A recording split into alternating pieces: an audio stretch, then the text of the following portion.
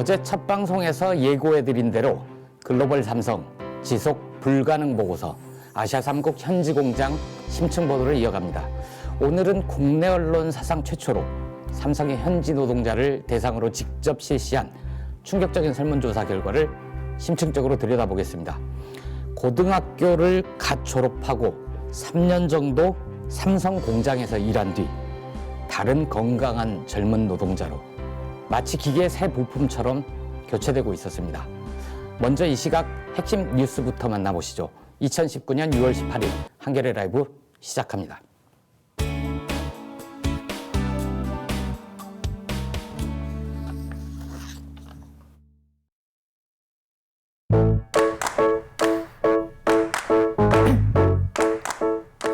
네, 송채경화의 레인보우 뉴스 시작하겠습니다. 안녕하세요. 저는 송채경화고요. 제 옆에는 황금비 기자 나오셨습니다.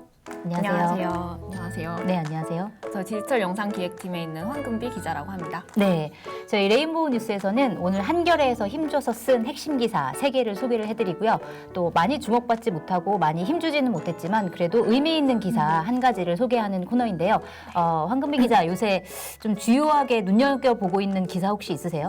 네, 저는 최근에 홍콩 시위가 계속 이제 많이 이슈가 되면서 그렇죠. 홍콩 시위 어제 레인보우 뉴스에서도 소개를 잠깐 했습니다. 네, 맞아요. 기사랑 영상을 굉장히 열심히 찾아보고 있는데요. 네. 이 100만 명에 가까운 시민들이 거리에 나와서 시위하는 모습을 보니까 저희 이제 한국에서도 있었던 촛불 집회 모습도 기억이 나고요. 네, 겹쳐 보이더라고요, 저도. 네, 꼭 좀 홍콩 시민들이 뭐 바라는 방향으로 해결이 되어서 언젠가 한번 홍콩에 가서 놀고 싶다. 결론은 홍콩에 가보고 싶다. 네. 평화로운 홍콩, 민의를 가서, 대변하는 정치가 그쵸. 생긴 홍콩에 가서 네. 마라탕을 먹고 싶다. 맛있는 것도 마라탕도 먹고요. 네, 알겠습니다. 저도 마라탕 한 번도 안 먹어봤는데 네. 홍콩에 가서 꼭 마라탕을 먹는 것으로 네, 홍콩 시위 잘 해결됐으면 좋겠고요.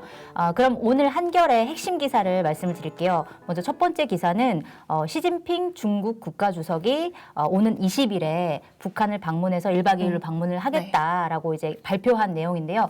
이 기사는 한겨레만 뿐만이 아니라 뭐 우리나라 언론 그다음에 전 세계적으로 주목받는 그쵸. 뉴스인 것 같아요. 네. 그래서 중요한 거는 시진핑 국가주석이 이제 국가주석이 된 이후에 처음으로, 그러니까 6년 만에 처음으로 방북을 하는 것이고, 그다음에 국가 최고 지도자, 중국의 최고 지도자로서는 14년 만에 북한을 방문하는 거라고 해요. 그래서 의미가 남다를 것 같은데, 그러니까 문제는 뭐 가서 뭘 하는지가 중요하다기보다는 왜 가는지, 뭐 가는 이유가 뭔지, 그쵸. 가서 북한과 중국이 얻을 것은 무엇인지, 또 한국에는 어떤 영향을 미칠지 이게 굉장히 중요할 것 같은데, 한겨레에서 쓴 분석 기사를 보면 이제 중국이 그동안에는 한반도 평화 이 문제에 대해서 조금 한 발짝 뒤에 서 있다가 이번 방북을 계기로 이제 전면적으로 무대에 나서겠다라는 의지를 표명한 거다 이렇게 분석을 했어요. 뭐 예를 들어서 지금 중국이랑 미국이랑 무역 전쟁을 하고 있는데 이 북한 카드가 이 무역 전쟁에 좀 이용될 수 있지 않겠느냐 뭐 이런 내용의 분석인데 이게 좀 우리나라 한국 같은 경우에는 결과적으로 시진핑의 방북이 좀 한국 상황에선 좀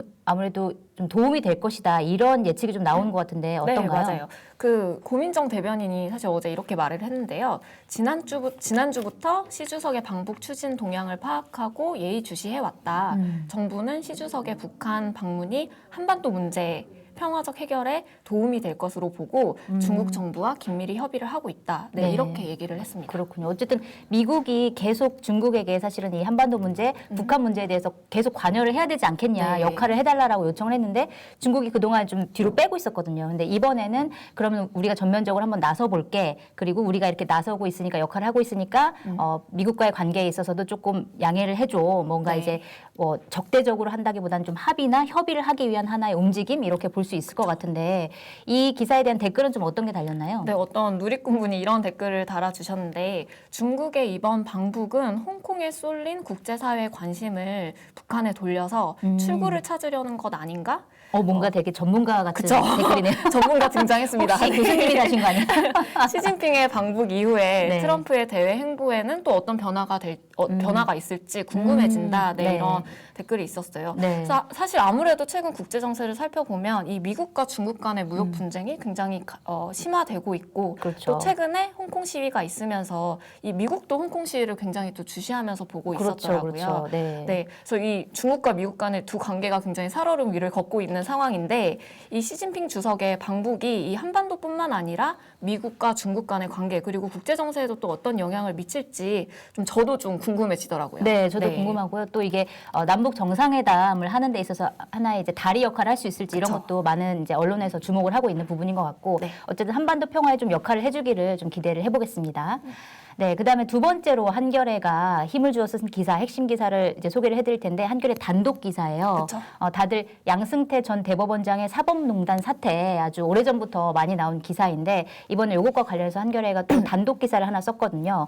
뭐냐면은 이미 10년 전에 법원 행정처가 어떤 게 법관의 이제 독립을 침해한 것이냐, 재판의 독립을 네. 침해한 것이냐 그 가이드라인을 이미 10년 전에 만들었다는 거예요. 그래서 네. 이 가이드라인을 이번에 이제 단독으로 입수를 한 것이고 그런데 이 가이드라인에는 어떤 내용이 있냐면 이제 양승태 전 대법원장이 저지른 행동들 그런 것들이 그쵸. 사실은 침해 행위다 이런 게 나와 있어요. 예를 들어서 뭐 직접적인 요구는 아니더라도 조언, 암시, 권유 등 간접적인 방법을 통해서 사실상 특정한 결론을 유도하거나 뭐 구체적인 재판 진행에 관해 언급한 행위 이런 게 상급자의 재판 관여다 이렇게 얘기를 하고 있는데 현재 뭐 양승태 전 대법원장 같은 경우는 전혀 인정하지 않고 이건 정당한 뭐 사법 행정이다 이렇게 주장하고 소설을 있는데 쓰고 있다, 검찰이. 네. 소설을 쓰고 있다 이렇게 주장을 하고 있는데 이런 행태들 좀 어떻게 보세요?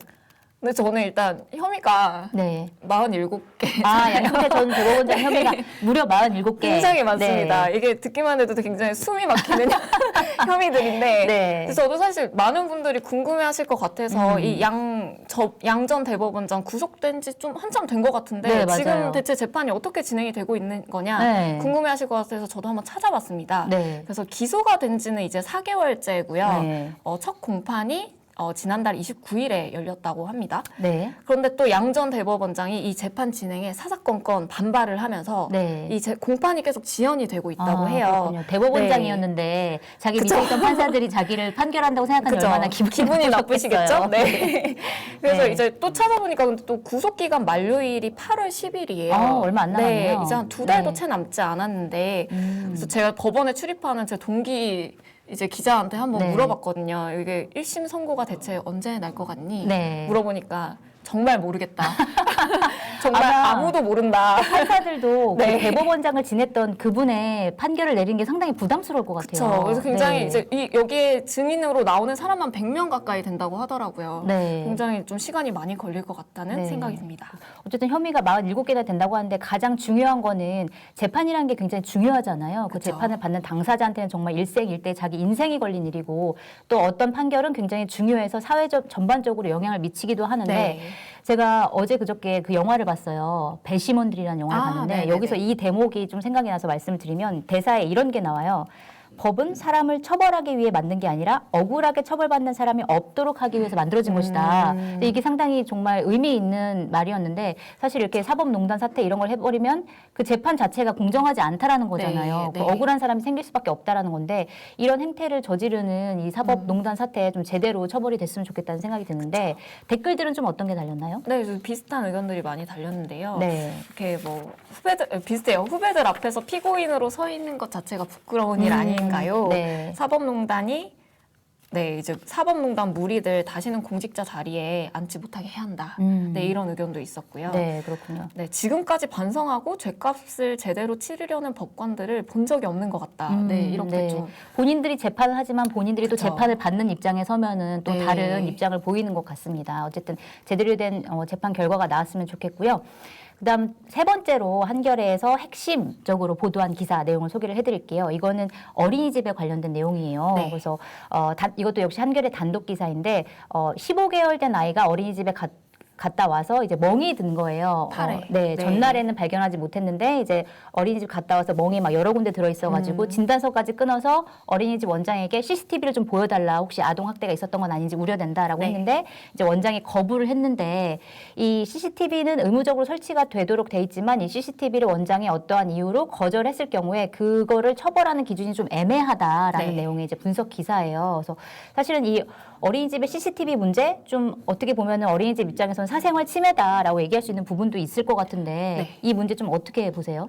근데 저도 이제 이게 법안이 좀 언제부터 시작이 됐는지 찾아보니까 이 어린이집 CCTV 설치 관리를 의무화한 게 2015년부터거든요. 네. 네, 그때 영유아 보육법이 통과가 되면서부터인데 그때도 사실 법이 통과된 결정적인 이유가 인천의 한 어린이집에서 아동학대 사건이 네, 발생하면서 그랬었죠. 그때 여론이 굉장히 네. 통과시켜야 한다라고 하면서 이제 국회에서 통과가 된 거거든요. 네. 근데 예를 들어서 사실 아동 학대 행위가 확인이 되면 그 어린이집의 같은 경우는 뭐 운영이 중단이 되거나 폐업 이런 굉장히 강력한 강한 조치들이 네, 처벌 조항이네요. 내려지는데 이 CCTV 관리를 제대로 하지 않거나 설치를 하지 않았을 경우에는 과태료 300만 원 그게 전부예요. 아, 그렇군요. 네, 그래서 아마 앞으로도 이 법이 자체가 좀 실효성이 크지 않은 거 아니냐 이런 우려들도 네, 많이 나오고 있는 상황입니다. 그러면 실제로 아동학대 행위가 있었을 경우에 그게 밝혀질 것을 우려해서 CCTV를 보여주지 않는다고 그쵸. 하더라도 그럼 더 엄청나게 센 처벌을 피하기 위해서 안 보여줄 네. 수 있는 네. 그런 이제 상황이 발생할 수가 있겠네요. 네네. 사실 이 기사 같은 경우에는 포털 사이트에서 굉장히 많이 읽힌 기사인데 아무래도 아이를 가지고 있는 부모 입장에서는 이제 관심 있게 지켜볼 수밖에 없는 기사인 것 같아요. 근데 이제 어린이집 CCTV 문제가 이제 의무적으로 설치하게는 돼 있는데 그 저희 아이가 다니는 어린이집 같은 경우에는 이제 공동 육아를 하고 있거든요. 그래서 네. 부모들이 모여서 조합을 만들어 가지고 어린이집을 운영하는 형태인데 부모들 간의 동의를 다 얻으면 CCTV 설치를 안 할 수가 있어요. 네네. 그래서 CCTV라는 것 자체가 사실은 별로 좋은 건 아니잖아요. 누군가를 감시하는 네네네네. 하나의 기능을 하는 거니까. 그래서 그런데 이제 공동육아 같은 경우에는 이제 부모들이 상시로 왔다 갔다 하고 뭐 선생님들이 연차를 내면 부모가 교사 역할을 하기도 하고 네네. 하루 종일 부모들이 거기 있을 수 있는 구조이기 때문에 사실 상호 신뢰가 굉장히 두텁고 그런 것 때문에 CCTV가 사실 필요 없는 경우가 좀 있는데 이런 것처럼 사실 CCTV라는 거는 서로 신뢰관계가 무너졌을 때 이제 그쵸. 있을 수 네, 있는 네. 거잖아요. 그렇기 때문에 뭐 교사들의 처우 문제뿐만이 아니라 이런 여러 가지 구조적인 문제들이 좀 서로 상호 간의 신뢰가 쌓일 수 있는 이런 구조적인 문제들이 해결되는 게 가장 근본적인 해결책이 아닌가라는 생각을 좀 하게 됩니다. 네네. 그러니까 어쨌든 이거는 좀 분노하는 비판의 댓글이 좀 많을 것 같은데 이 기사 그쵸. 댓글은 좀 어땠나요? 네, 학부모분들이 아무래도 네. 네, 댓글을 네, 많이 그럴 것 같아요. 달아주셨는데 한 네. 학부모분께서 이런 의견을 주셨어요. CCTV를 보여달라고 하면 선생님과 다른 아이들의 개인정보도 그 화면에 같이 있기 때문에 쉽게 보여주지 못한다라고 하더라고요. 네. 네, 저도 엄마이지만 다른 아이의 부모가 만약에 영상을 보고 싶다고 하면 제 아이가 같이 나오는 영상 보여줘도 괜찮다. 그러니까 선생님들이 아마 불편하시겠지만 이런 투명성을 위해서라도 좀 감수해야 할 부분이 있지 않냐. 네, 네. 이런 의견이 있었습니다. 네, 그렇군요. 어쨌든 이 어린이집 아동학대 문제는 민감할 수밖에 없는 그쵸. 부분이기 때문에 이런 네. 부분들이 이제 점차 사회적으로 개선이 돼 나갔으면 좋겠다는 생각이 듭니다. 네, 그럼 이 시각 실시간 채팅창을 한번 볼까요? 아, 100분이 딱 100분이 보고 계시네요. 감사합니다. 아. 네, 화면 구성이 어제보다 좋네요. 불과 이틀째인데 고맙습니다. 이건 저희한테 하는 얘기 아니라 제작진에게 그런가요? 하는 얘기인 것 같고요. 네. 어제 해외 삼성 뉴스 들어서 오늘 신문 구독 시간이 줄었다는 그렇군요. 굉장히 좋은 효과네요. 네네. 그러니까 이제 신문을 미리 저희가 한겨레 라이브에서 보도를 해드리기 때문에 네. 신문을 보실 때 이해가 더 많이 됐다 뭐 이런 뜻이신 네네네. 것 같아요. 네, 어쨌든 많은 분들이 들어와 주시는데 응원 감사합니다.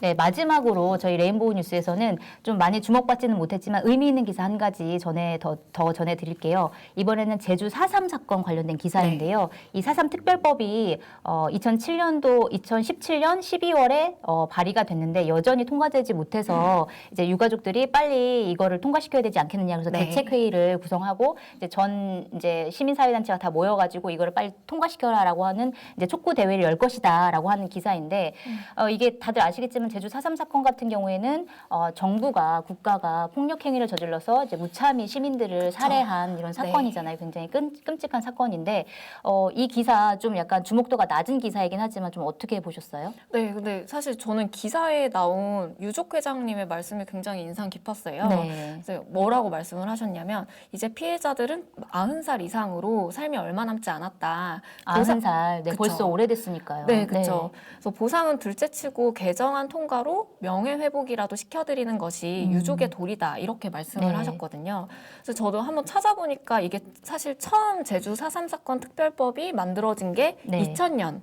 그러니까 노무현 전 대통령 네, 시기였고요. 그렇죠. 방금 말씀드린 건 개정안이 2017년인 거고요. 네네. 처음 만들어진 법률은 2000년이고요. 그때 네. 아마 법이 만들어지면서 노무현 전 대통령도 이제 피해자와 유족분들에게 사과를 공식적인 국가 차원의 사과를 했고 네. 또 다양한 그런 조처들이 시행이 됐거든요. 근데 지금 이 개정안은 그 20년 전에 그 법에서 좀 더 보완해야 될 지점이나 부족한 지점들을 네. 보완을 해서 만들어진 법안이에요. 네, 네. 그래서 많은 분들이 이 20년이 지난 이 시점에서 좀 법안 처리에 많이 관심을 가져주시면 아마 빠르게 좀 진행이 될 수 있지 않을까라는 생각이 들었습니다. 네, 맞습니다. 이 법안에는 피해자들에 대한 뭐 배상, 보상 이것뿐만이 아니라 트라우마 네. 치료, 네. 그다음에 뭐 이런 여러 가지 것들이 들어 있으니까 좀 국회에서 빨리 이 법안을 좀 통과시켰으면 좋겠다라는 생각이 듭니다. 네, 오늘 레인보우 뉴스 여기서 마치도록 하고요. 잠시 뒤에 뉴스룸 토크 김보엽 기자가 진행하는 뉴스룸 토크 진행이 되니까요. 많은 시청 부탁드리겠습니다. 네, 감사합니다.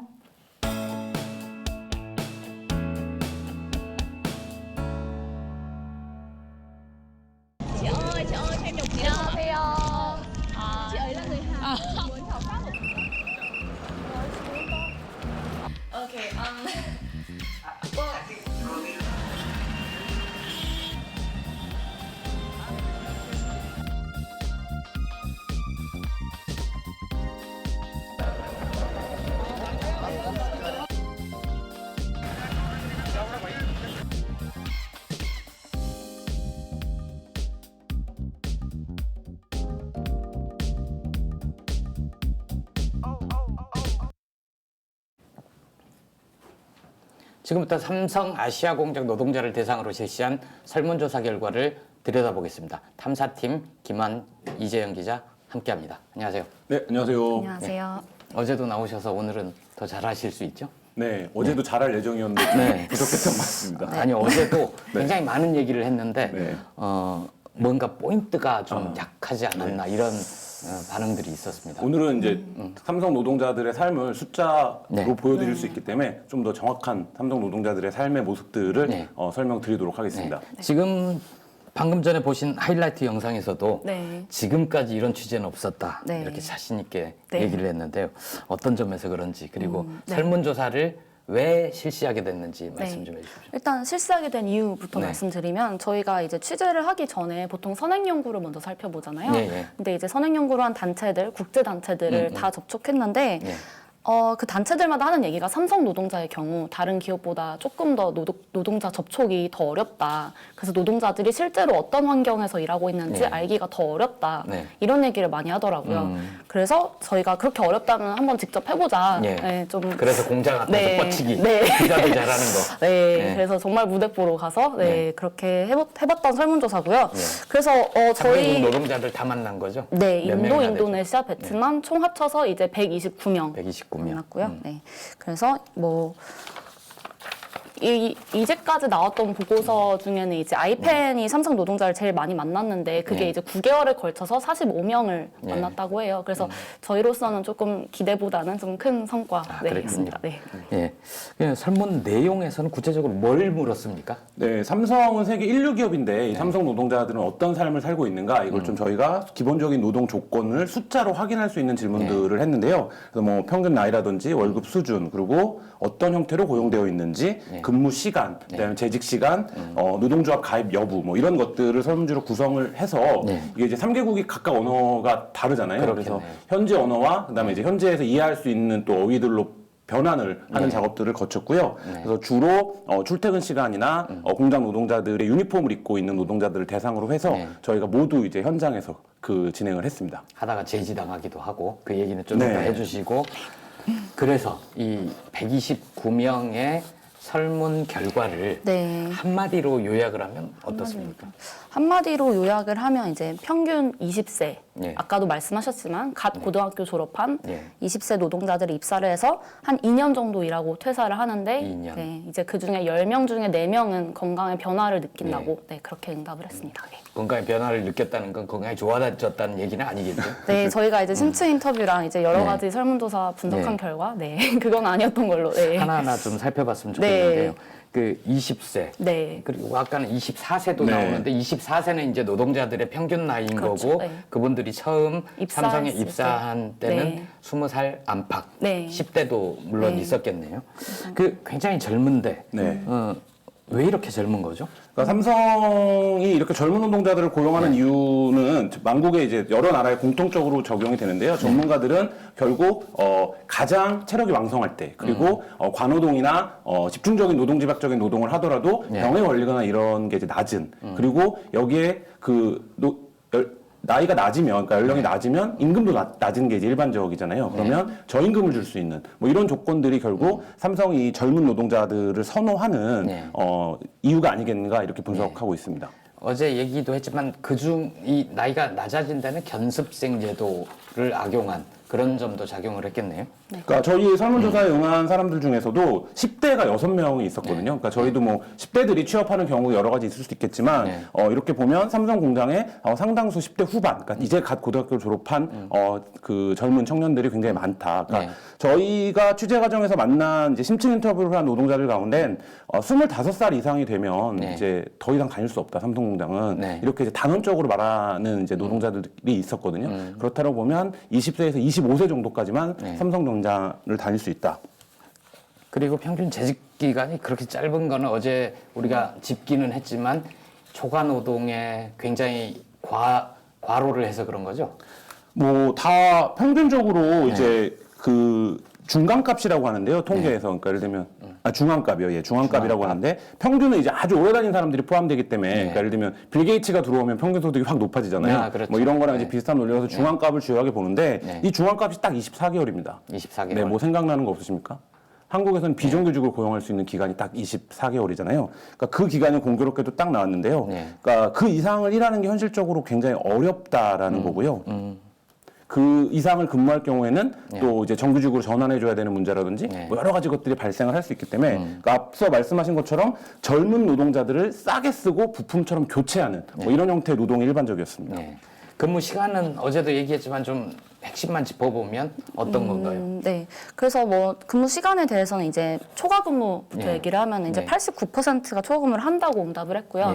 평균 거기도 하루는 8시간 일하도록 노동법은 돼 있는데. 네, 네. 정상 근무 시간이 8시간인데 이제 일주일 평균 초과 근무 시간을 8.88시간이라고 말을 했는데 거의 9시간 정도 되네요.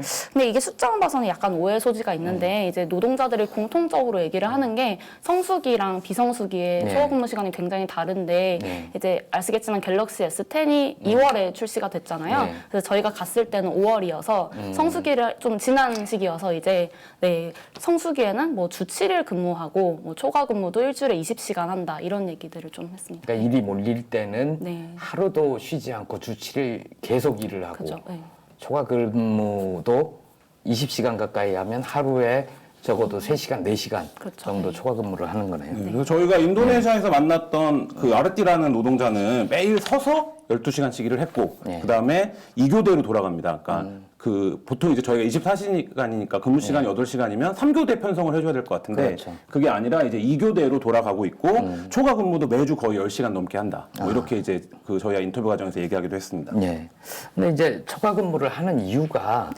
이게 그 물론 몸도 힘들지만 초과 근로를 하면 수당이 좀 더 많이 나오니까 이런 이유도 있지 않을까요? 그죠. 견습공들 같은 경우는 그런 얘기를 굉장히 많이 했고요.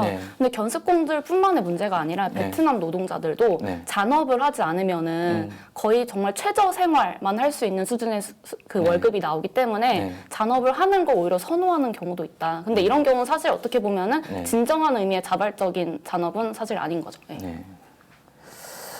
그래요. 그 이제 초과 근무를 하게 되는데 좀 어제 얘기했던 거는 구조적인 문제도 있는 거 아닙니까? 복지를 빙자를 해서. 네, 그렇죠.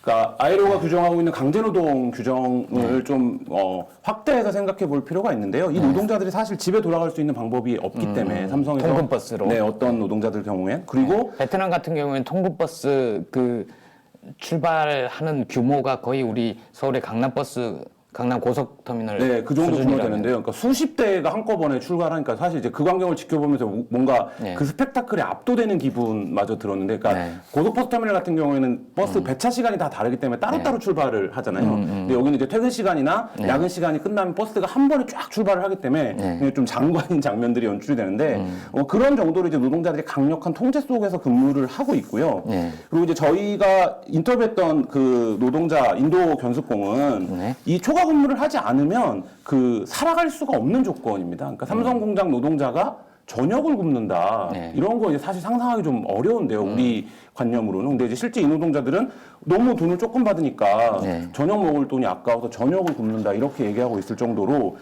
임금 수준이 낮기 때문에 그 부분에서 이 초과 근무가 사실 강제되어 있는 거나 마찬가지인 이런 노동 조건입니다. 초과 근로, 그다음에 노동자들의 평균 재직 기간 예, 이렇게 짚어봤는데 이번 설문의 중요한 대목이 건강 문제도 있었죠. 네. 예. 전자제품을 만드는 공장이라 아무래도 화학물질 이런 것도 있을 수 있을 것 같은데 설문의 결과는 어땠습니까? 네, 저희가 처음에 설문조사 결과를 받아보고 가장 놀랐던 부분이 네. 화학물질 부분인데 네. 24% 무응답 제외하고 24%만 화학물질을 사용한다고 대답을 했어요. 그래서 이걸 어떻게 해석해야 되나 사실 네. 고민이 많았는데 이제 신체 인터뷰를 계속하면서 네. 저희가 인도 견습공 한 명과는 한 달 반 정도 계속 인터뷰를 했는데 네. 예, 그 친구가 제가 화학물질 사용했냐고 3번이나 물어봤는데 3번 다 아니라고 대답을 하다가 마지막에 이제 한번 혹시 휴대전화를 닦을 때 액체를 사용하지 않았냐 하니까 그때서야 맞다, 액체 썼다. 그리고 그 물질의 이름은 IP였다 이렇게 대답을 하더라고요. IP는 어떤 건가요? IP를 그래서 다시 한번 물어봤어요. 네. 근데 그거의 정식 명칭을 모르겠지만 사람들이 신나라고 불렀다 이렇게 그래요? 말을 해서. 네. 근데 아시겠지만 이제 신나는 네. 이제 국내에서도 뭐 백혈병 내지는 뭐 이런 것과 연관이 많았던 물질이잖아요. 네. 그래서 좀 그런 것들에 대해서 이제 전문가도 화학물질을 안 썼다는 노동자들의 말을 그대로 믿으면 안 된다 이런 네. 얘기를 해줬고요. 네. 이 차이가 있는 것 같아요. 그 IP를 국내에서 IB라고 부릅니다. 그러니까 반도체, IP. 그러니까 네. 그냥 노동자들이 입말로 부를 때. 그래서 이제 근데 국내 노동자들은 그 IP가 위험한 거다 이 정도까지는 알고 있어요. 네. 근데 이 노동자들은 IP가 뭔지를 모르는 거죠. 그렇군요. 부르는 이름은 있지만 네. 그리고 네. 그게 화학물질이라는 개념조차 없는 거죠. 그러니까 이런 차이들이 좀 있었습니다. 예. 그 전문가 인터뷰가 있죠. 같이 한번 보실까요? 네. The workers did not think of themselves as actually working with chemicals, even though they worked in an open factory environment. And none of them would think of cleaning solutions as containing chemicals because that's cleaning solution, does not say chemical on the bottle. 예. 네. 이 기자, 몸에 위험할 수도 있는 화학물질을 쓰면서 네. 혹시 이 노동자들은 이 물질은 무엇이며 이것을 다룰 때는 어떻게 해야지 안전하게 쓸 수 있다. 이런 교육을 받았나요? 저희가 신청 인터뷰를 통해서 만난 노동자들은 네. 대부분 아니요라고 대답을 했습니다. 사실 설문조사에서도 이거를 확인할 수 있는데요. 네. 어떤 물질을 사용하느냐고 물었을 때 대다수가 알코올이라고 대답을 했거든요. 네. 근데 이 알코올이라는 거는 굉장히 종류가 많죠. 네. 그래서 메탄올 같은 경우는 아시겠지만 네. 실명 문제를 일으켰던 물질인데 이것도 알코올의 한 종류고요. 그래서 사실상 노동자들이 제대로 알고 있지 못하다는 거를 오히려 다시 확인할 수 있었던 네. 네, 그런 문항이었습니다. 그러니까 전문가들은 알코올이라고 알려주는 건 사실상 알려주지 않는 것과 같다 이렇게 얘기를 하거든요. 알코올은 소주도 알코올이고 네, 여러 가지 알코올들이 예. 있기 때문에 예. 그리고 이제 그 저희가 이제 반도체 공장 그러니까 네. 황유미 씨로 이제 산재 문제가 불거졌던 반도체 공장에서도 화학 물질이 그냥 알코올인가 보다라고 노동자들이 썼던 거예요. 자기가 이제 세척하는 물질이 네. 어떤 건지 네. 모르기 때문에. 근데 저희가 베트남에서 만났던 노동자 수원이라는 이제 계약직 노동자도 똑같은 얘기를 하는 거예요. 그러니까 네. 매일 윤활유제를 뭔가를 쓴 거예요. 근데 이 물질이 를 어떻게 써야 되는지에 대한 고지가 없었기 때문에 네. 뭐 고무장갑을 낀다든지 아니면 뭐 마스크를 해야 된다든지 이런 거에 대한 안전 수칙이 없이 그냥 매일매일 쓴 거예요. 맨손으로. 네, 그렇죠. 근데 이제 그 물질이 실제 윤활유제가 뭐냐 이거는 규명되지 않는 거죠. 그렇군요. 그 이제 장시간 근로를 하고 또 화학물질도 이렇게 사용을 하는데 건강 문제에 대해서 아까 10명 중에 4명 정도가 건강에 이상이 있다라고 답을 했다는데 실제 결과 자세하게 좀 전해주실래요? 그 37% 정도가 건강에 문제가 생겼다라고 답변을 했는데요. 네. 이 건강에 문제가 생겼다라는 말을 속에 이제 건강이 훨씬 나빠졌다고 생각하는 그런 사람도 거죠. 있을 네, 거고, 네. 예, 뭐 건강에 나빠졌나 이런 거에 대한 좀 그 즉답을 못 하시는 노동자도 포함이 되는데 네. 문제는 전문가들이 지적하는 건 삼성공장에 다니고 있는 젊은 노동자들이 거의 아플 일이 없는 굉장히 젊은 노동자들이라는 거죠. 근데 이 노동자들이 굉장히 단기간 일을 하면서도 10명 중에 4명이 내 건강에 뭔가 문제가 생겼다라고 인식을 스스로 한다라는 거는 굉장히 좀 심각한 상황이라고 보여지고요. 저희가 만났던 한 노동자는 이렇게 얘기를 해요. 그러니까 구급차가 상시 대기하고 있었고 의식을 잃은 노동자가 구급차에 실려 나가는 걸 봤다. 네. 공장에 의무실이 있었는데 네. 매일 100명 넘게 방문했다. 이게 이제 인도에 있는 아프타르라는 이제 노동자가 한 얘기인데 네. 그 인도 사람들이 그 종교적인 관념상 이제 병이 사라진다라고 이제 생각하는 경향들이 있어서 네. 잘 안 간다는 거예요. 병원이나 이제 의무실 같은 데를. 나라마다 문화적 차이가 네. 있으니까요. 근데도 하루에 100여 명 이상이 꼭 의무실을 갔었다. 네. 이렇게 증언하고 있는 건 굉장히 공장 내에 노동자 건강권이 심각한 상황이다. 이렇게 봐야 될 것 같습니다. 이번 설문조사 결과에 전문가들도 같이 분석 작업에 네. 들어갔었죠. 네. 어떤 내용? 사실 전문가들은 굉장히 저희보다는 훨씬 더 세게 말을 했고요. 네. 그래서 한 전문가 같은 경우에는 이제 이런 식으로 지속 가능은 하겠지만 삼성이 이런 식으로 지속은 가능하겠지만 결국 수만 명, 수십만 명의 피해자들을 양산할 텐데 네. 그 결과는 다시 오롯이 돌아오지 않겠냐 이런 우려들을 굉장히 많이 말을 했고요. 네. 그래서 저희도 이제 설문조사 좀 분석하면서 네. 조금 더 그런 내용들을 네. 더 분석. 바돌림에서 활동했던 고뮤정옥 활동가 네. 자문단 중에 한 분이었죠. 네네, 산업보건 예. 전문이죠. 예. 예. 그분 말씀 좀 들어볼까요? 10여 년 전에 백혈병에 걸렸던 반도체 노동자가 실제로 사망하고 이러면서 여러 가지 이야기를 들었는데 그분이 생전에 했던 이야기가 임금을 많이 받아서 기쁘다고 이야기를 했었어요. 그런데 그 2010년 직전 상황인데 2008년 그 무렵에 그 사람의 기본급은 70만 원대였어요. 사실은 100만 원도 못 받는 사람인 건데 그냥 일상적으로 늘 쥐어짜면서 오버타임 해서 하고 그러는 건데 그냥 받는 총량이 많으니까 그리고 그냥 고졸인데 이렇게 연말에 몇백만 원씩 보너스를 타는 것 자체가 대단하다고 생각을 하고 그래서 더 충성하고 산업화 초기 막 한국전쟁 직후 이런 사람들이 갖고 있는 헝그리 정신 이런 거를 쥐어짜는 듯한 그런 게 되게 많았고 아마 아시아 다른 국가들도 비슷하지 않을까 싶죠. 예, 이렇게 상황이 좀 열악하면 그 현재 노동자들끼리 고민 상담도 서로 하고 너무 힘들지 않냐 얘기도 하고 이 문제를 어떻게 고쳐볼까 할 수도 있고 노동조합이 있다면 그 문제를 노동조합에 가서 상의도 좀 하면서 개선을 해보려고 하지 않았을까 싶은데요. 그 부분이 문제인데요. 사실 네. 이 문제를 주체적으로 해결할 수 있는 건 노동자들이 이 문제가 부당하다라고 지적할 건데 어제 이제 방송에서도 말씀드렸지만 삼성이 그렇게 얘기하기 힘든 조건의 국가들을 찾아서 공장을 지금 짓고 있는 것이 아니냐라는 게 이제 국제적인 의혹으로 제기되고 있는 거고요. 그래서 글로벌 최저선이라는 표현을 네, 썼죠. 그렇죠. 그리고 이 노동자들이 어제도 말씀드린 것처럼 강한 텍트타임 통제를 받고 있습니다. 네. 굉장히 많은 생산을 하기 때문에 사실 옆에 있는 사람이랑 얘기할 시간도 별로 없고 네. 뭐 이럴 도 없다. 그리고 잠깐 짬나면 쉬기 바쁘고. 네. 그러니까 삼성이 실제로 그거를 또 통제한다. 이런 얘기들도 노동자들이 인터뷰 과정에서 했었거든요. 네. 그러니까 두 가지 문제가 있었는데요. 뭐 제가 갔다 온 데가 이제 베트남이랑 인도니까 네. 각각 말씀드리면 베트남은 굉장히 좀 아시아적인 유대 정서, 지역적 연대 이런 것들이 좀 강한 국가인데 이러니까 어떻게 하냐면 말씀드렸던 것처럼 공장 주변의 노동자들을 고용하지 않는 거죠. 그러니까 공장이 있는 지역의 주변 노동자들은 네. 인도는 그거보다 훨씬 더 심각하다고 느꼈는데요. 인도는 이제 우리가 학교 다닐 때 다 배웠던 네, 카스트 카스트 제도가 제도. 네. 있는데 이 삼성공장이라는 생산직 노동자들이 굉장히 낮은 계층의 카스트들인 거예요. 네. 그러니까 이들을 고용을 하면 어떤 일이 발생하냐? 이들은 기본적으로 계급식 자체가 좀 낮기 때문에 오랫동안 이 관리자가 자기보다 높은 계층의 카스트일 경우엔 기본적으로 저항하지 않는 거죠. 굉장히 체제 수능적이고 네, 그렇죠. 저 계급에는 우리가 지시에 따라야 된다. 네. 뭐 그리고 이런. 나는 원래 낮은 계층의 사람이었기 때문에 어떤 부당한 조건을 좀 당해도 그걸 감내하고 순응하고 이렇기 때문에 반발이 원천적으로 좀 차단되는 효과. 그래서 인도에서 사회학을 연구하는 분은 저희한테 삼성이 일부러 그런 노동자들을 집중적으로 고용하고 있는 게 아니냐 이런 의혹도 제기했었습니다. 세 나라 모두 노동조합은 없었습니까? 베트남 같은 경우에는 이제 그 사회주의 국가이기 때문에 네.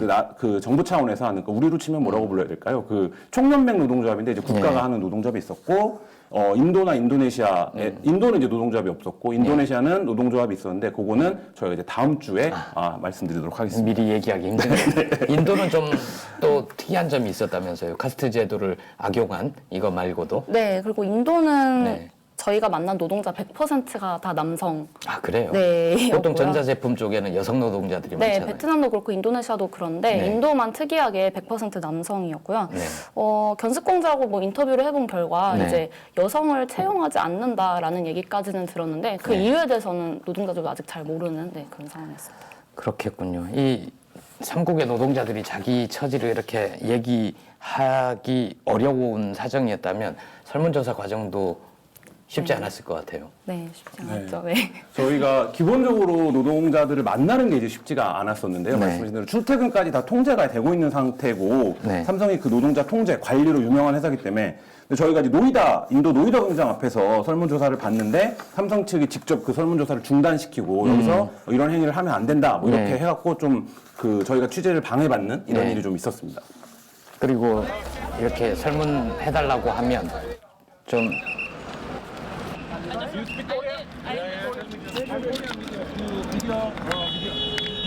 회사 미디어 담당한테 나한테 전화 달라고 하니까 오케이? 그래서 지금 뭐 이렇게 조사 서류 받으신 거는 이런 거 받아가시면 안 됩니다, 원래는. 그러니까 그거에 네. 뭐 판단이 다를 수 있는데 저랑 네. 옥신각신하실 필요 없고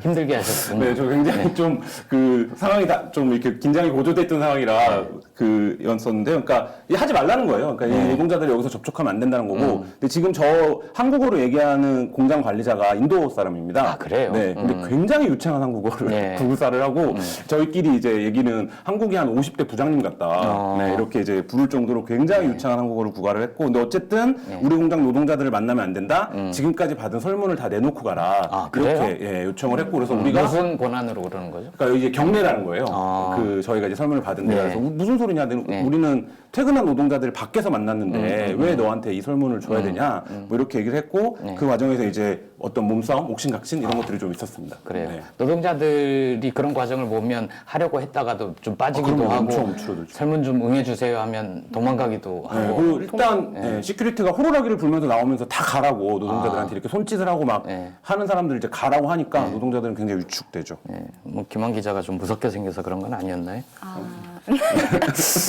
노코멘트 하겠습니다. 삼성 쪽의 반론도 있었죠. 네.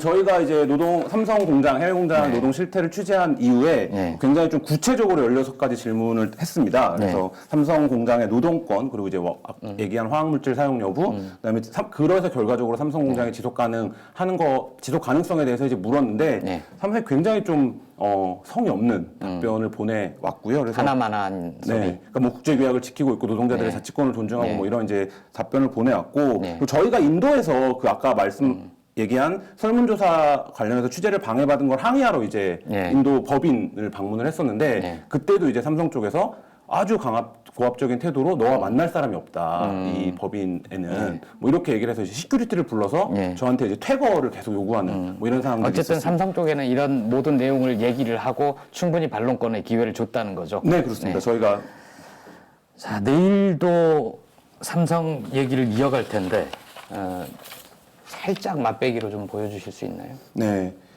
내일은 이제 삼성 공장에서 일했던 한 청년의 죽음에 대한 얘기를 저희가 하려고 하는데요. 네. 그러니까 삼성 공장에서 어떤 일이 벌어지고 있고 삼성이 노동자들의 죽음 그리고 그 이후의 대처 과정에서 한국에서 벌였던 일과 해외 공장에서 벌였던 일이 어떻게 지금 반복되고 있는가 혹은 참 많이 닮았겠네요. 네, 그런 부분들에 대해서 좀 이야기를 해보려고 합니다. 그분이 베트남 노동자인가요? 네, 베트남 노동자입니다.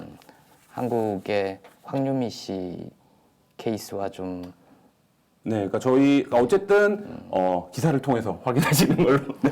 그래요. 예, 지금까지 김한 이재영 기자였습니다. 고맙습니다. 네, 감사합니다. 네.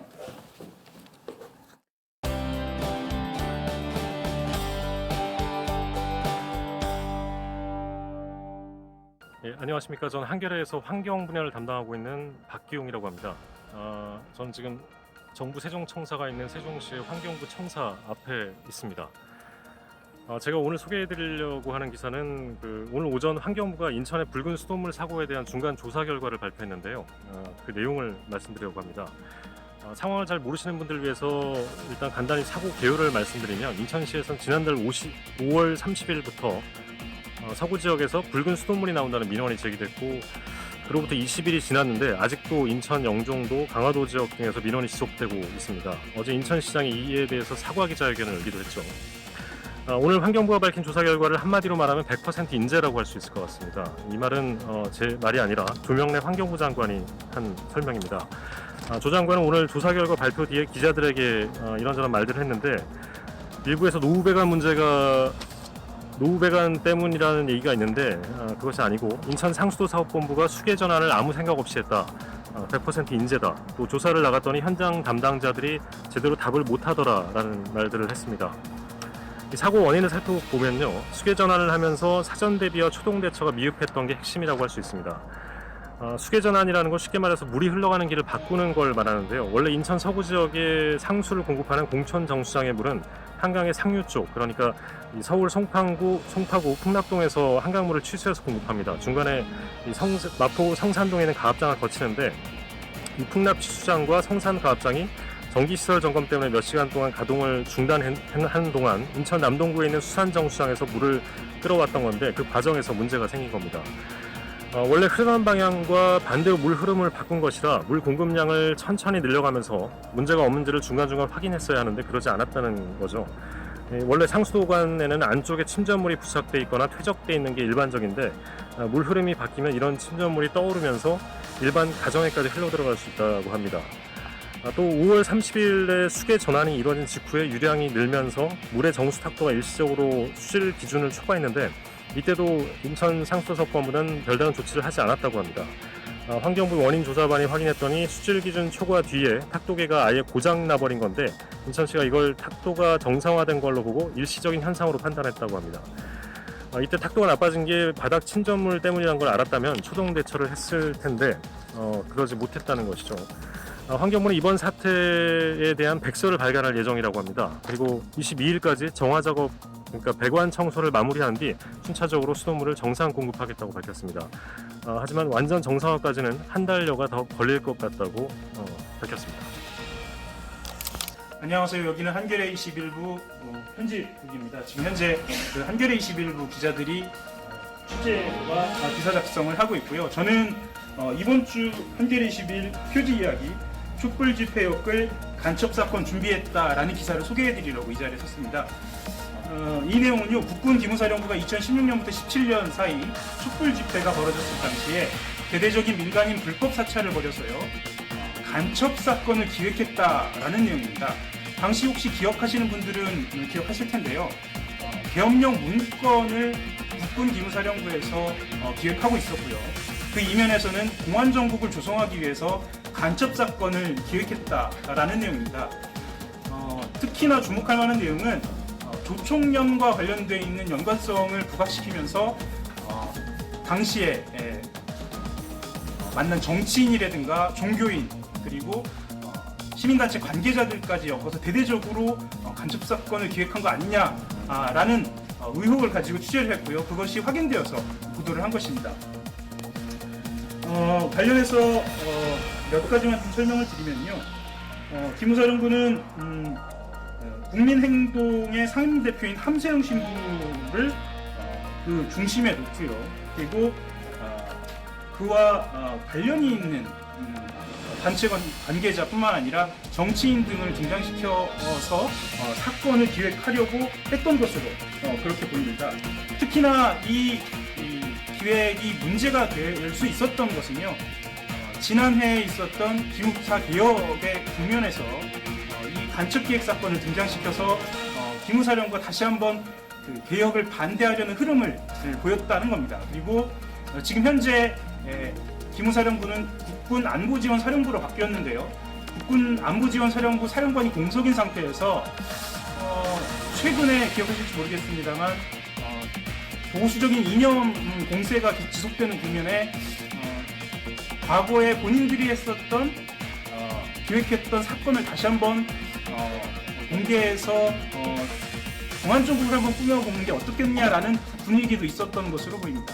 한 2달 정도 취재를 했고요. 관련해서 저희가 이번에 1267호 표지 이야기로 이렇게 배포된 상황이니까요. 많이들 읽어주시기 바랍니다. 그리고 온라인이나 영상으로도 계속 만나뵙도록 하겠습니다. 감사합니다.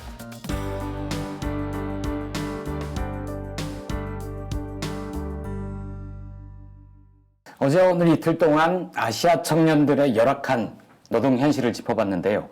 시선을 안으로 돌려보면 우리 사회 청년들의 노동 환경 또한 크게 다르지 않은 것 같습니다. 특히 지난해 12월 24살 청년 김용균 씨가 충남 태안 화력발전소에서 일하다 석탄을 옮기는 컨베이어 벨트에 끼어 숨지는 안타까운 사고를 당했습니다. 김용균 씨는 당시 하청업체 비정규직 노동자였죠. 그래서 오늘 스튜디오에는 가슴 아프게 아들을 잃은 뒤 이런 죽음이 반복되지 않는 사회를 만들기 위해 앞장서서 싸우고 계신 용균 씨의 어머니 김미숙님을 모셨습니다. 안녕하세요. 네, 안녕하세요. 예, 먼저 힘든 걸음 해주셔서 고맙습니다. 감사합니다. 예, 아드님이 세상을 떠난 지 한 반년 넘은 것 같은데요. 어떻게 지내시는지 좀 근황이 궁금합니다. 그냥 다른 유가족들처럼 예. 그냥 애 생각하면서 예. 애가 남겨진 숙제도 있고 예. 어떻게 부모가 걸어가야 될지 그것만 생각하고 있습니다. 예. 사고 직후에 아드님의 그 죽음에 대해서 억울한 죽음이다라는 표현을 쓰셨어요. 그 억울한 죽음이라는 표현 속에는 이 사고는 충분히 막을 수 있었다, 뭐 이런 뜻일까요? 예, 용균이 죽기 이전에 12명의 사고로 죽은 사람들이 12명이나 되는데 예. 그 사람들이 정말 근로감독이 제대로 됐더라면 예. 우리 용균이 죽음은 막을 수 있었다고 생각합니다. 예. 그리고 하청에서 제가 빈소에 갔을 때 예. 그 사람들이 용균이가 잘못해서 죽은 걸로 저한테 얘기를 해서 처음에. 예, 처음에. 그래서 제가 그 사람들뿐만 아니고 다른 그 현장 동료들한테 예. 물어봤습니다. 용균이가 가지 말라는 곳을 가서 그렇게 했냐고 물어보니까 예. 그 원청 그 하청 발전소 쪽에서. 예, 발전소 쪽에서 네. 가지 말라는 곳을 갖고 하지 말라는 일을 해서 사고가 났다고 네. 얘기를 해갖고 저는 그 동료들한테 다시 물었습니다. 네. 그랬더니 그럴 땐 무조건 가서 해야 된다고 지시를 받는다고 얘기를 네. 들어서 완전 상반된 얘기를 들어서 그 용균이가 죽음이 잘못된 거구나. 예. 예, 억울하게 누명을 쓰고 있는 거구나라는 걸 알고 있었어요. 그래서 처음부터 끝까지 좀 밝혀보겠다는 예. 뜻을 세우신 거고요. 그리고 현장에 갔을 때는 현장이 너무 그 70년대 탄광 같은 느낌을 받았습니다. 그래서 그리고 또 혼자서 그 많은 낙탄을 처리하고 예. 그 현장 상태가 너무 나빠서 정말 우리나라에 이런 곳이 있는지를 정말 그때 처음 알았습니다. 그런 말씀도 하신 거 기억나는데 우리 아들이 이런 데서 일했구나 몹시 안타까워 하신 말씀도 기억이 나네요. 정말 사고가 날 수밖에 없는 현장이었습니다. 애 죽음 상태도 저한테는 정말 너무 끔찍하게 죽었기 때문에 그게 크게 하나로 남습니다. 그래서 4월에 단체가 만들어졌잖아요. 고 김용균 사망사고 진상규명과 재발 방지를 위한 석탄화력발전소 특별노동안전조사위원회, 진상규명위원회라고 하겠습니다. 근데 이게 출범을 해서 정상적으로 활동을 하겠거니 많은 사람들이 생각을 했는데 실제로 조사가 중단되기도 했었죠. 예, 그 중단된 이유는 사측에서 그 우리가 진조위가 출범을 하면서 설문지를 설문조사를 했는데 그런 것을 원청에서 먼저 뜯어보고 모범 답안으로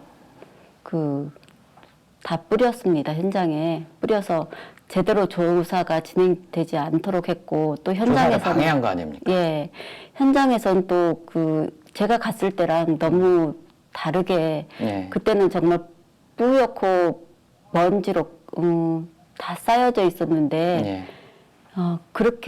그랬던 현장 진조의 사진을 봤어요. 지금은 깨끗하고.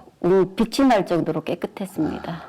그러니까 그 이전에 어떤 환경에서 일을 했는지 그것을 조사를 해야 되는데, 같은 조건에서 일하는 노동자들한테는 모범 답안을 줘서 설문조사에 이렇게 적어내면 된다라고 조사 결과를 왜곡하고, 또 당시 환경과 너무나 다르게 바꿔놓고 그랬다는 거죠. 예. 그래서 이제 이 상태에선 조사를 못한다 해서 중단이 됐던 거고, 예. 지금은 다시 재개가 됐습니까? 지금 재개가 됐습니다. 네. 우리가 총리로 같이 총리하고 같이 네. 하게끔 되어 있는데 그분이 이제 이런 상태로 우리가 못하겠다 그렇게 얘기를 하고 그분한테 그랬더니 그분이 이제 이낙연 총리 말씀하신 거죠. 예. 그분이 이제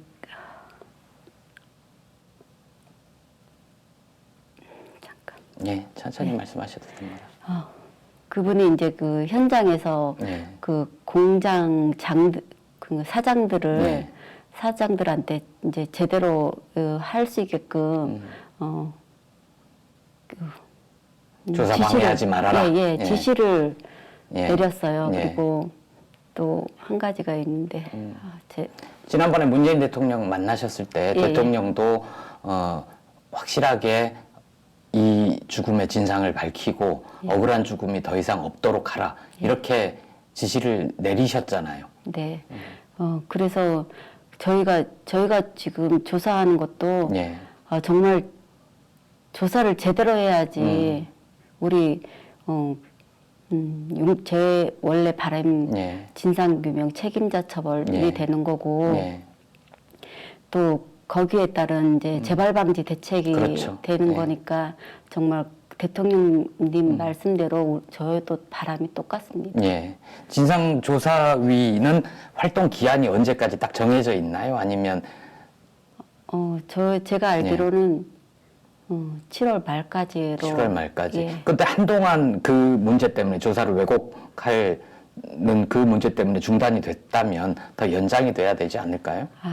저도 그렇게 생각합니다. 네. 연장이 돼서 제대로 또 조사가 이루어져야죠. 그 7월 말까지 충분히 진상조사가 된다면 모르겠지만 그리고 7월 말까지는 얘기는 했는데 그게 부족하다면 더 연장한다고 얘기를 들었습니다. 그랬군요. 예. 영규 씨 사고를 계기로 해서 작년 12월 말이죠. 국회에서 이른바 김용균법이라는 게 만들어지고 시행령도 입법 예고가 된 상태예요. 근데 김용균법에 정작 김용균이 없다, 이런 비판도 있는데 왜 그런 겁니까? 지금 그 법안이 너무 협소하게 통과가 돼갖고 용균이가 또 다른 용균이들이 죽음을 막을 수가 없어요. 그러니까 위험의 외주화를 막는 법인데. 용균이가 용균이로 인해서 통과가 된 건데 용균이의 죽음을 막지 못하는 법이에요. 구의역 긴금도 막을 수 없고 이런 위험의 외주화를 절대 막을 수 없다는 거죠. 그래서 그 법이 지나치게 느슨하고 충분하지 못하다, 이런 말씀이신 거죠? 그리고 산업법 통과할 때는 제가 그 법안에 하위령에 그 중대재해를 일으켰을 때는 그 처벌 강화가 되어 있었는데 그게 다 빠져 있어서 정말 실망이 컸습니다. 그런 법들이 있어야지만 기업들이 사람 생명을 더 중요시하게끔 안전 대책이 세워진다고 생각됩니다. 사람을 비용 문제로 보지 않고 사람을 온전히 사람으로 보는 그런 속에서의 노동을 할 수 있어야 된다, 그런 말씀이시죠. 그 위험의 외주화 부분에서 이제 어떤 업무를 비정규직 하청업체에 맡기지 못한다. 거기에서 발전소가 빠져버리지 않았나요? 예, 발전소도 빠져 있고 네. 너무 그게 협소해서 이게 예. 저는 김용균을 2번, 3번 죽인다고 생각합니다. 그 법에 김용균이란 이름을 써서는 안 된다. 예, 이 법이 제대로 그 산업안전보건법은 우리나라의 정말 위험한 장소는 다 예. 죽지 않게끔 안전 대책이 세워지는 법안으로 되어 있어야지 많은 사람들이 혜택을 보고 살 수 있는 그 이름만큼 정말 그 못 따라가는 법이라고 생각합니다. 예. 어머니를 포함해서 산재 피해자 가족분들이 최근에 단체를 하나 만들었다고 들었습니다. 산업재해 피해 가족 네트워크 다시는 이라는 이름인데요. 어떤 분들이 모이셨어요? 이분들은 용균이 죽기 이전에 예. 먼저 산재를 당하고 예. 그 아픔을 겪으신 분들입니다. 용균이가 죽기 전에 자기네들이 제대로 싸웠다면 예. 막을 수 있었을 텐데 하는 것이 있었는데 네. 그렇지 못해서 많이 미안해 했습니다. 그래서 이번에 네. 용균이 죽고 난 다음에 저희 그 태안 쪽 그쪽으로도 인사로 오시고 예. 위안을 주셨는데 그래서 저는 또 지금 제가 하는 활동이 또 다른 유가족들 생기면 또 예. 그분들 저도 찾아뵙고 있습니다. 비슷한 아픔을 가진 분들끼리 연대하고 또 법도 바꾸기 위해서 싸우고 이런 활동을 하시는 거죠? 예, 그 저희가 정말 그 이런 상태에서 산업재해를 막지 못한다 생각하기 때문에 네. 중대재해기업처벌법 만들려고 지금 네. 하고 있는데 유가족들 다 이제 모여서 네. 힘있게 하기 위해서 뭉치고 있습니다. 모임 이름이 다시는 예. 줄여서 다시는이라고 하던데 그 뜻이 굉장히 깊은 것 같아요. 어떤 우리는 다른 이유가 없습니다. 네. 정말 다시는 이런 일이 일어나지 않게 예. 그 죽은 사람들도 너무 억울하잖아요. 그렇죠. 그리고 유가족들은 살아 있어도 그때 그 시절에 그때에서 벗어나지 못합니다. 아픔이 너무 크고 이전의 삶으로 돌아가지도 못하고 예 그러기 때문에 이 다시는 발생하지 않도록 예. 우리가 얼마나 힘을 합쳐서 예. 하느냐에 따라서 결과는 나온다고 생각하기 때문에 그래요. 예. 어머니 보면서도 참 새삼 그 말이 생각이 나는데요. 어머니들은 힘이 참 세다. 이렇게 꾸준히 싸우실 수 있는 힘, 그 동력이 어디서 나오는지 좀 궁금합니다. 저는 용균이의 죽음이 누명을 씌웠고 처음에 예. 누명 씌웠고 그 다음에 현장 상태를 보고 기가 막혔고 예. 또 우리 아들 죽음 상태가 너무 처참해서 그게 다 하나로 남았습니다. 예. 거기에서 머물렀더라면 정말 저는 그냥 용균이 그냥 혼자 가슴 아리하면서 살 수도 있었는데 예. 그게 아니고 구조적으로 나라에서 만들어서 사람들이 많은 목숨을 잃고 있다는 걸 알게 되었을 때 예. 그것까지 정말 제가 엄청 놀랐습니다. 한 해에 2,400명이 죽는다고 들었습니다. 근데 보니까 한 달에 200명이 그렇게 낙엽처럼 목숨이 떨어지고 건설 현장에서 떨어지고 큰 공장에서 사고를 당하고 그런 예, 거죠. 사회 여기저기 우리나라 전체적으로 네. 다 이렇습니다. 예, 마지막으로 우리가 어머니 말씀대로 용균 씨를 기억할 수 오래 기억했으면 좋겠는데 어떤 사람이었는지 용균 씨는 어떤 사람이었는지 좀 말씀 좀 해주시겠어요? 용균이는 뭐 그냥 팔불출이라고 그냥 용균이는 착했고 성실했고 알아서 공부도 하는 스타일이었고 뭐 어디 나무랄 데가 없는 제가 살면서 회초리를 한 번 딱 댄 적이 있는데 네. 그거는 이제 할아버지 무릎에 앉으면서 수염을 건드려서 제가 손바닥을 네. 딱 한 번 내리친 적이 있었습니다. 그 파리채로 오랬는데 파리채 안에 쇳덩어리가 있는지는 아이고. 모르고 네. 그때 한 번 딱 한 차례를 때렸는데 애가 펄쩍펄쩍 뛰더라고요. 그때 너무 마음이 아팠습니다. 그래서 네. 다시는 또 애한테 회초리를 대지 않아야 되겠다 이런 네. 생각했습니다. 그랬군요. 예. 그리고 애가 착해서 그 혼날 짓을 안 합니다. 네. 그래서 그리고 당당하게 자기 주장을 할 줄 아는 예, 청년이었잖아요. 예. 네. 저는 아직도 그 사진이 기억이 나는데 저는 비정규직 노동자 누구입니다. 대통령님 만나고 싶습니다. 제가 여태까지 교육을 하면서 애가 이런 사회가 있는지 저도 몰랐고 애도 몰랐고 그러니까 예. 걔는 이제 똑바른 것만 보이는 겁니다. 네. 애가 뭐 다른 애들처럼 영악하고 좀 힘들면 조금 덜 하고 이렇게 하지 않고 자기 맡은 바 충실히 하는 게 당연한 거라고 생각하고 책임감이 굉장히 강했고요. 예. 그리고 또 저도 비정규직 노동자였었습니다. 네. 근데 제가 회사 갔다 오면서 일 열심히 하는 것만 맨날 보여줬습니다. 네. 저도 그래서 애가 저를 닮아서 그렇게 꾀부리지 않고 일을 했는 것 같아서 마음이 많이 아팠습니다. 네. 지금 용균 씨가 이렇게 열심히 앞장서서 싸우는 어머니 보면 뭐라고 할까요? 용균이한테 제가 물었던 적이 있습니다. 용균아, 너는 엄마를 어떻게 생각하냐? 네가 보는 엄마는 어떤 엄마냐? 네. 그 물었습니다. 애가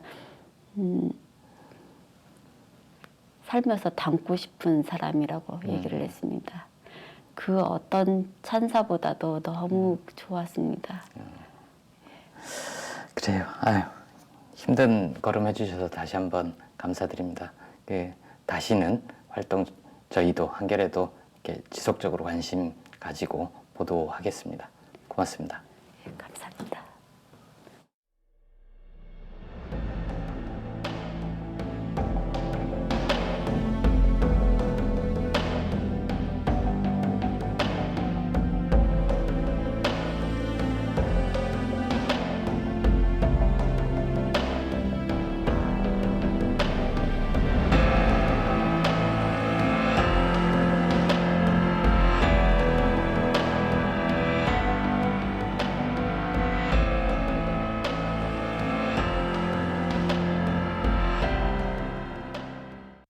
예, 어제보다 좀 잘 해보겠다고 약속을 드렸었는데 그 약속이 지켜졌나 모르겠습니다.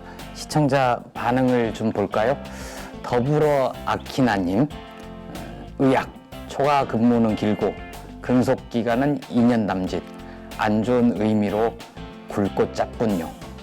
예, 아름달님은 읽어주는 한겨레 좋아요라고 댓글을 달아주셨습니다. 조은님, 삼성은 하늘이 주신 기회로 알고 이번에 모든 범죄와 비리를 심판받고 깨끗한 업체, 정직한 회사로 새로 태어나길 바랍니다. 예, 저희가 준비한 내용은 여기까지고요. 그런데 한겨레 라이브 아직 끝나지 않았습니다. 곧 이어 한겨레 편집국에서 진행된 특별한 라이브 공연, 기자실 라이브가 이어질 예정입니다. 끝까지 함께 해주시길 부탁드리고요. 한겨레와 더 빨리 만나는 습관, 내일 또 찾아뵙겠습니다. 고맙습니다.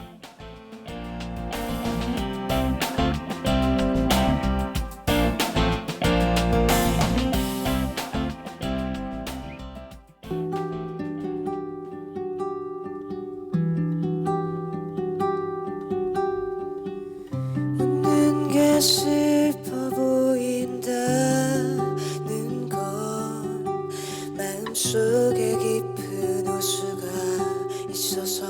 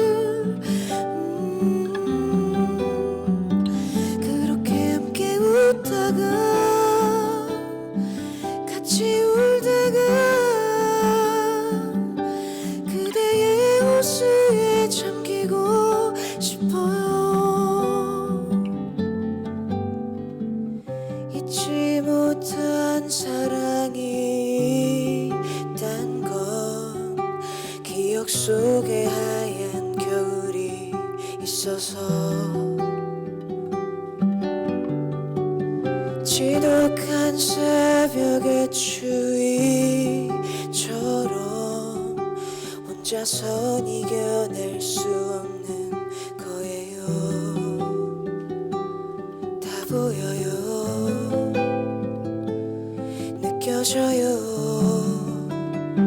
천천히 내가 그대를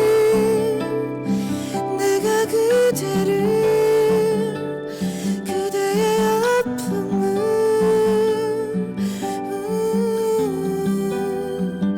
그렇게 함께 웃다가 같이 울다가 그대의 겨울의 온기를 남겨요.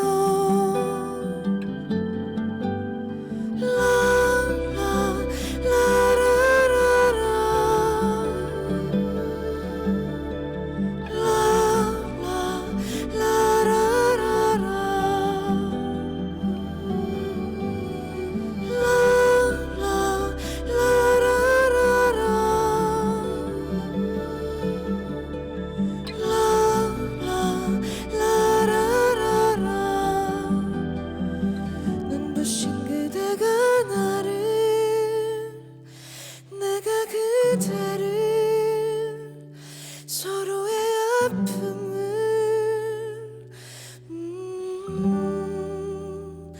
그렇게 함께 웃다가